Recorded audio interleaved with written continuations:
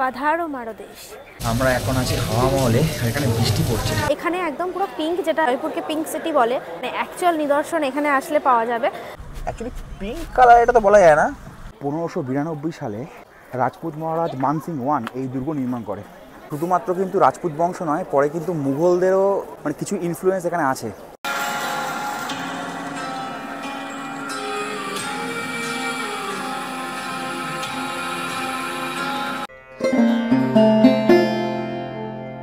Hi everyone, বৃষ্টি কথার নতুন একটি ভিডিওতে তোমাদের আরও একবার বিগ ওয়েলকাম। আজকে আমরা আছি রাজস্থানের পিঙ্ক সিটিতে, পিঙ্ক সিটি জয়পুর। আগের ব্লগে তোমরা দেখলে যে কালকে আমরা রাজস্থান এসেছি কলকাতা থেকে, কিভাবে এসেছি, কোন হোটেলে আছি, সেগুলো সব ডিটেলস ওই ভিডিওতে বলা আছে। এখনও পর্যন্ত না দেখে থাকলে ঝটপট দেখে নাও। আর আজকের ব্লগটা আমি এখান থেকেই শুরু করছি। এখন টাইম হয়েছে 9:15 মতো। আমরা রেডি হয়ে চলে এসেছি, এবার বেরোবো লোকাল সাইট সিনে।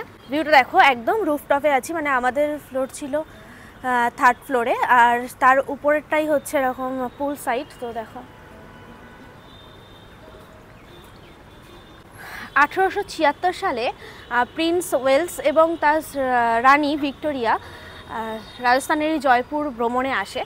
সেই সময়ে আত্মীয়তার প্রতীক ছিল পিঙ্ক রং। এই সময়ের মহারাজা রামসিংহ ওনাদেরকে ওয়েলকাম জানাতে পুরো শহরটাকে, মানে জয়পুর শহরটাকে পিঙ্ক কালারের রং করে দিয়েছিল। তো সেখান থেকে জয়পুরের নাম হয় পিঙ্ক সিটি। পুরো যে লোকাল সাইট সিন রয়েছে সেগুলো কমপ্লিট করব, কোথায় কোথায় যাচ্ছি, আর এইসব জায়গাগুলোর পিছনে লুকিয়ে থাকা ইতিহাস সবই তোমাদের সাথে শেয়ার করব। তো স্কিপ না করে ভিডিওটা দেখতে থাকো। আজকের ভিডিওটা আশা করছি তোমাদের সকলের খুবই ভালো লাগবে। আর এই জায়গাটার ভিউটা তোমাদেরকে আরেকবার দেখাই, কতটা সুন্দর।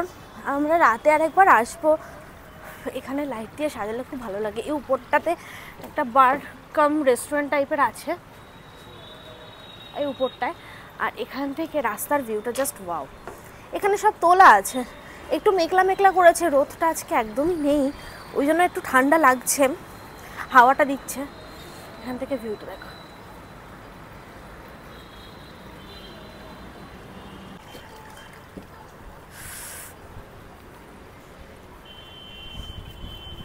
সকালে চলে এসেছি ব্রেকফাস্ট করতে ওদের একদম গ্রাউন্ডে রেস্টুরেন্টে। এখন বেশিরভাগ হোটেলেই এই বুফে সিস্টেমটা করা থাকে, তো এখানেও তার অন্যথা নয়, এখানেও বুফে সিস্টেম করা হয়েছে। এখানে যেমন কুকিজ রয়েছে, ব্রেড রয়েছে, আর চলো কি কি রয়েছে দেখি। এখানে কিছু ফ্রুটস রয়েছে, এখানে আই থিঙ্ক ইডলি আছে, না এখানে পায়েস টাইপের কিছু একটা ছিল, এখানে বয়েলড এগ রয়েছে, এখানে একটা তরকারি টাইপের ছিল, তরকারি সামথিং, এখানে ইডলি আছে, আর ওই সাইডে চাটনিগুলো রাখা ছিল, আর এখানে চিড়ের হালুয়া আছে, এই সাইডে কিছু একটা ভাজি ছিল, আর এখানে লুচি ফুরিয়ে গেছিলো, আর তার পাশে লুচির তরকারি। এই ছিল টোটাল বুফে সিস্টেমের মেনু। এখানে যার যার পছন্দ সেই ওয়াইজ নিয়ে আমরা বসে পড়েছি টেবিলে। আমি যেমন এই যে একটু ফ্রুটস নিয়েছিলাম, বয়েল এগ নিয়েছিলাম, একটা ইডলি নিয়েছিলাম, আর একটু হালুয়া আর একটু জুস। এই সবাই মোটামুটি হালকা পাতলাই খাবার নিয়েছি। খাওয়া দাওয়া সেরে আমরা সবাই নিচে চলে এসেছি, আর আমাদের গাড়িও হাজির।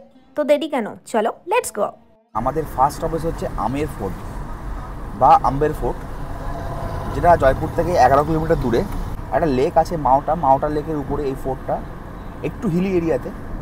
হিল বলতে এখানে আরাবল্লী রেঞ্জ ওখানেই। আর আমের ফোর্ট বা আম্বার ফোর্ট পুরোপুরি রাজপুতানা কালচারের উপরে। রাজস্থান বা জয়পুর, স্পেশালি জয়পুরে আসলে একটু ফোর্ট তো আছেই। এখানে অনেক রকম ফোর্ট আছে, হাওয়া মহল, আমের ফোর্ট, জয়সলমের গেড়ে আছে, ওখানে আছে, যোধপুরে আছে, সব জায়গায় আছে। তো 11 কিলোমিটার রাস্তা, এখান থেকে যেতে সময় লাগবে মোটামুটি আধ ঘন্টা 35 মিনিট। আজ তোমাদেরকে এই ভিডিওর মাধ্যমে শেয়ার করব যে জয়পুরের কোন কোন জায়গায় আমরা গিয়েছি।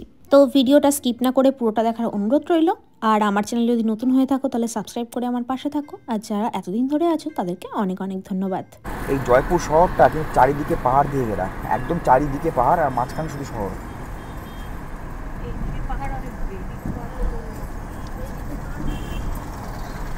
আসার আগে আমার একটা ইমেজ তৈরি হয়েছিল যে সবটাই পিঙ্ক পিঙ্ক কালারের হবে, কিন্তু এখানে সে দেখলাম পিঙ্ক কালার অ্যাকচুয়ালি নয়, এখানে একটা রেডিশ ব্যাপার রয়েছে। তো ওটাই দেখতে দেখতে আমরা চলছিলাম। তো যেতে যেতে আলটিমেট চলে আসলাম আমরা আম্বের ফোর্টের কাছে। এই যে মাঝে রয়েছে লেকটা, আর লেকের অপোজিটেই এই যে বিশাল দুর্গটা হচ্ছে আম্বের দুর্গ।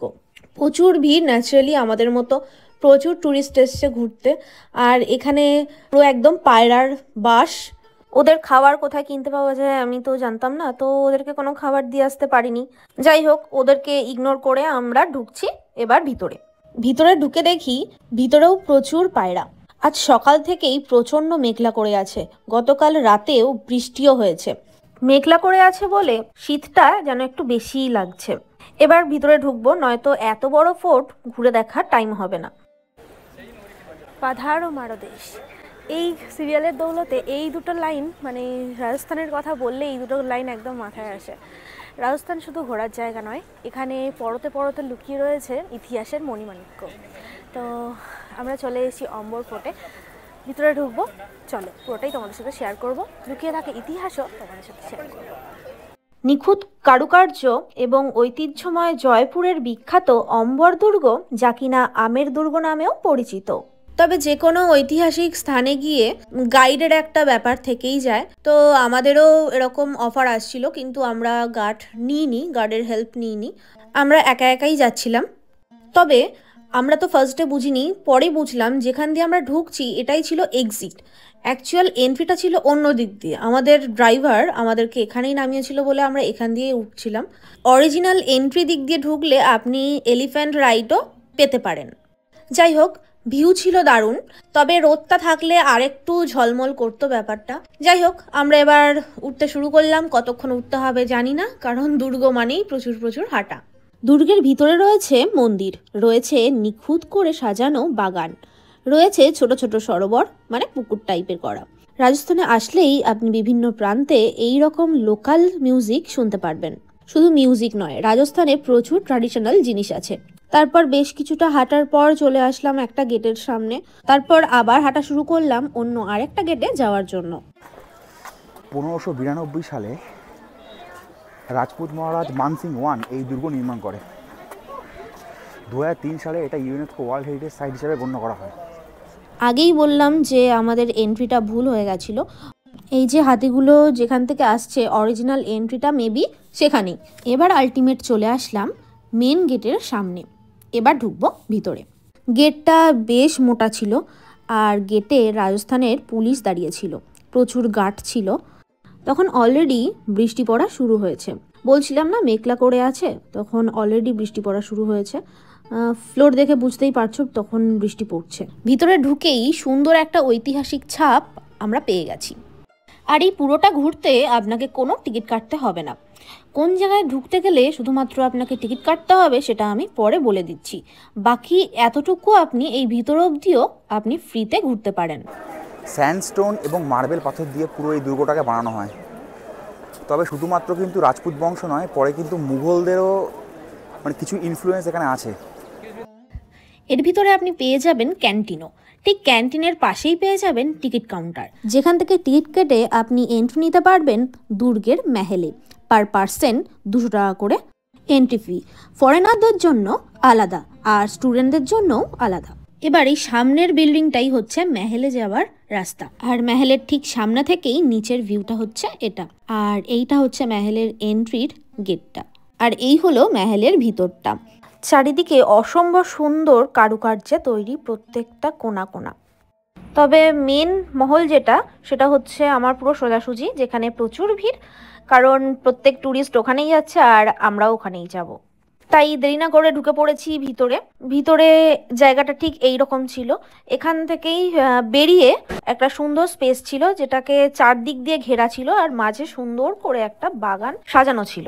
তখন অলরেডি বৃষ্টি পড়ছে, আর আমার বাঁ দিকে রয়েছে আয়না মহল। আমি এখন ওই দিকটাতেই যাব।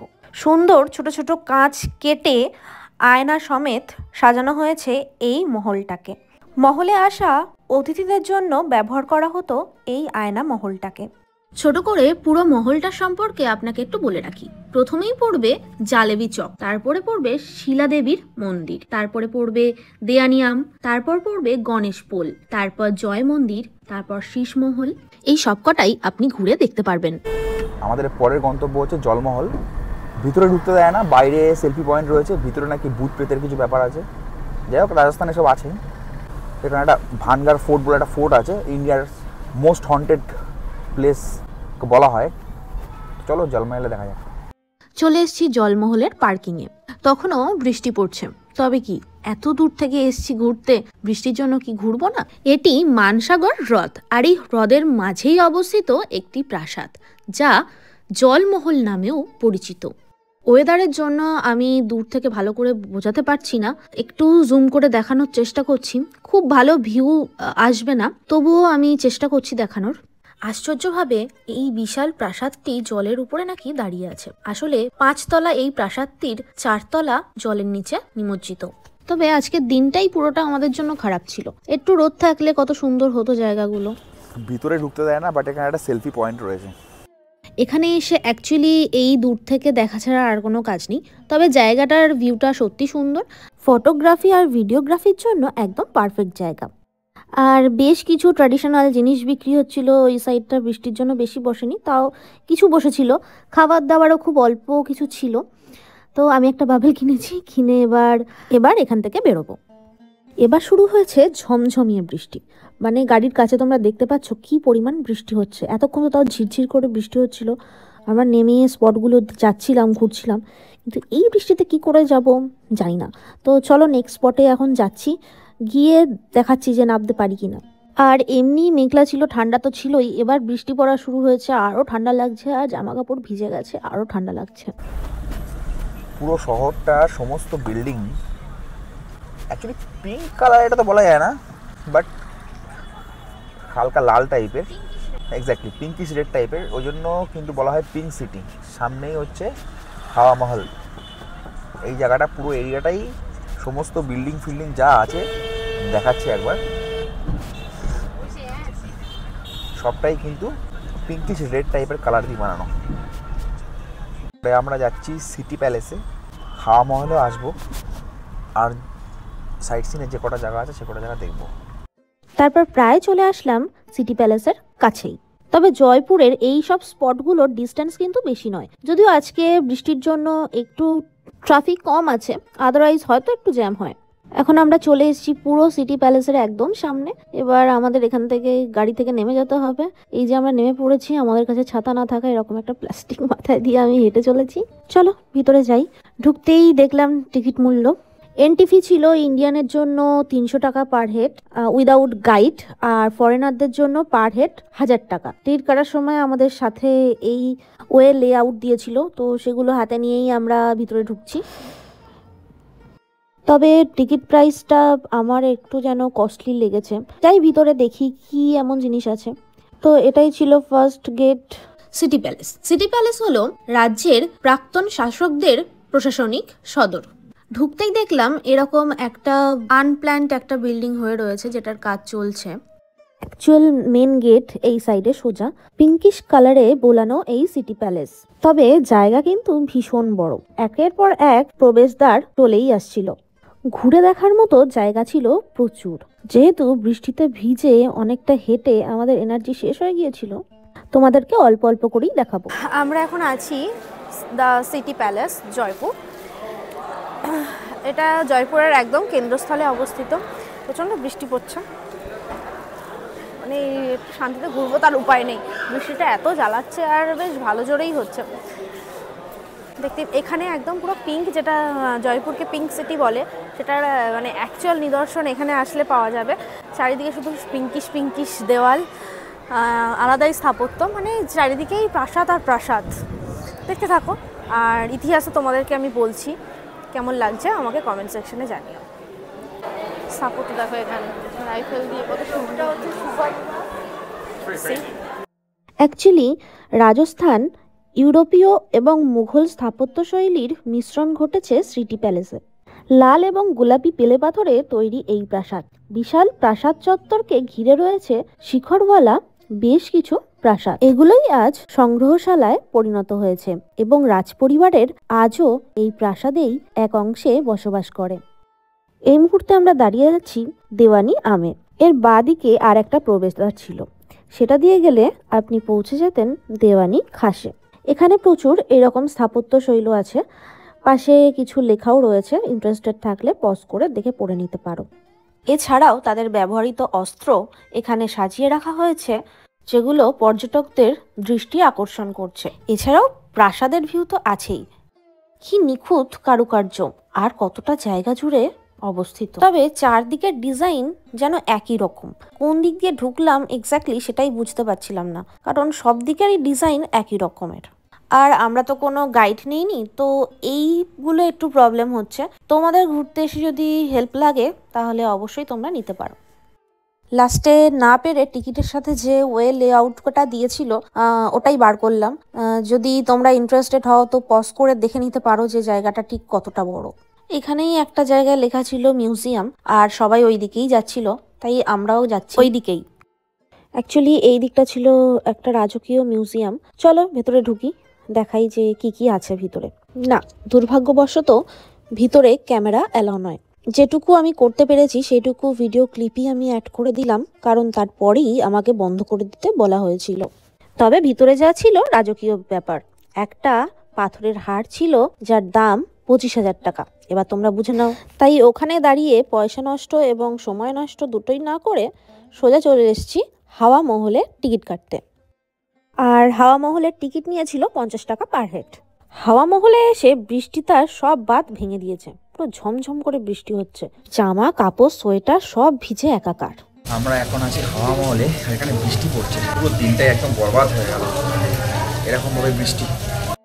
এখানে দেখো কত মানুষ দাঁড়িয়ে আছে দেখবে বলে, মানে এত জোরে বৃষ্টি পড়ছে, তার মধ্যেও কিছুজন গিয়ে ফটো তুলছে। হাওয়া মহল বায়ুর প্রাসাদ নামেও পরিচিত। মহারাজা প্রতাপ সিং 1799 সালে এই প্রাসাদটি তৈরি করেছিলেন। হাওয়া মহলটি অনন্য বলে মনে করা হয় কারণ এতে অনেকগুলো ছোট ছোট জানালা রয়েছে এবং বারান্দা রয়েছে, যা দেখতে মৌচাকের মতো। এখানে এই বারান্দায় বসে রাজস্থানী সেলিব্রেশন চলছিল, আর তার সাথে অংশ নিয়েছিল কিছু টুরিস্ট। এবার চলো মহলের ভিতরে ঢোকা যাক। আজকের ভিডিও কেমন লাগছে কমেন্ট সেকশনে জানিও। ভালো লাগলে লাইক শেয়ার করো, আর ভিডিওটা কে কোথা থেকে দেখছো সেটাও কমেন্টে বলো। পুরো মহল জুড়েই ছোট ছোট জানালা করা আছে, ওই জন্যই নাকি সবসময় হাওয়া বইতো। সেখান থেকেই মহলটার নাম হাওয়া মহল। হাওয়া মহল নকশাটি করেছিলেন লালচাঁদ ওস্তাদ। এর 5 তলার বাইরের অংশটি একটি মধুচক্রের মতো দেখতে, যার 953টি ছোট জানালা রয়েছে। এরপরে আমরা বেরিয়ে গিয়েছিলাম মহল থেকে। এবার আমাদের গেটটা একটু অন্য দিকে ছিল, যেখান থেকে যেই সামনের ভিউটা পাওয়া যায় আমরা সেখান থেকে ঢুকিনি। তো এখন হেঁটে হেঁটে ওই দিকটাতেই যাচ্ছি যেখান থেকে সামনের ভিউটা পাওয়া যায়। এটা ছিল মহলের পুরো ব্যাক সাইড, আর এই হচ্ছে ফ্রন্ট ভিউটা। জয়পুর নামটা শুনলেই যেই ফটোটা ভেসে ওঠে এটাই সেই ভিউটা। আমরা এই ফ্রন্টে বেশ অনেকক্ষণই দাঁড়িয়েছিলাম কারণ আমাদের ড্রাইভার আসছিল। অ্যাকচুয়ালি এই ভিউটা দেখা আর ড্রাইভারের জন্য ওয়েট করা দুটো কাজই হচ্ছিল। পুরো বৃষ্টি, সিটি প্যালেস, হাওয়া মহল এসব দেখে এখন যাচ্ছি একটা কি একটা হল আছে, অ্যালবার্ট হল। এখন বাজে বিকেল 4টে। দেখা যাক কতটা কি কভার করা যায়। বৃষ্টি পড়ছিল বলে যাব বলেও আর যাওয়া হলো না, বাইরে থেকে দেখেই চলে যেতে হচ্ছে। এটা হচ্ছে অ্যালবার্ট হল, একটা মিউজিয়াম, রাজ্যের প্রাচীনতম জাদুঘর। একে সরকারি কেন্দ্রীয় জাদুঘরও বলা হয়ে থাকে। রাস্তায় যেতে যেতে চোখে পড়ল এত সুন্দর একটা শপিং মল। এই ওয়ার্ল্ড ট্রেড পার্কটি 2012 সালে প্রতিষ্ঠিত হয়। প্রাচীনত্ব এবং আধুনিকতার মেলবন্ধন করেই চলেছে রাজস্থানের রাজধানী জয়পুর শহরটি প্রতিনিয়ত। তারপরে যেতে যেতেই আমাদের রাস্তাতেই পড়ল পত্রিকা গেট। আপনি জয়পুরে ঢোকার পথেই এটা আপনার চোখে পড়বে। এই গেট জয়পুরে আসা প্রত্যেকটা ট্যুরিস্টকে ওয়েলকাম করে। এই গেটটি তৈরি করা হয়েছিল 2016 সালে। এই গেটকে বলা হয় most colourful gate of India. বৃষ্টি পড়ছে, সন্ধ্যাও হয়ে গেছে, জামা কাপড় ভিজে গেছে, আর বেশিক্ষণ দাঁড়াবো না, এবার যাই হোটেলের দিকে। জয়পুর সিটি ট্যুর মোটামুটি আজকে এখানেই শেষ হলো। বৃষ্টিতে আর বেশি কিছু ঘোরা গেল না। ওখানে একটা কি মিউজিয়াম ছিল সেখানেও নামিনি। তো চলো, আমাদের গাড়ি এসে গেছে। আর ট্যুর অ্যান্ড ট্রাভেলস গাড়ি বুক করা থেকে বুক করবে নাগরী ট্রাভেলস। আমি গাড়ির এবং ট্রাভেলসের নাম্বার দিয়ে দেবো, সেখান থেকে চাইলে তোমরা কথা বলে নিতে পারো। একদম জেনুইন, খুব ভালো ট্রাভেলস, মানে এখনও পর্যন্ত ঠিক আছে ফার্স্ট 2 দিনে। চলো আজকের ভিডিও এখানেই শেষ করছি। দেখা হচ্ছে খুব শীঘ্রই নতুন ভিডিও নিয়ে। ততক্ষণ পর্যন্ত টাটা।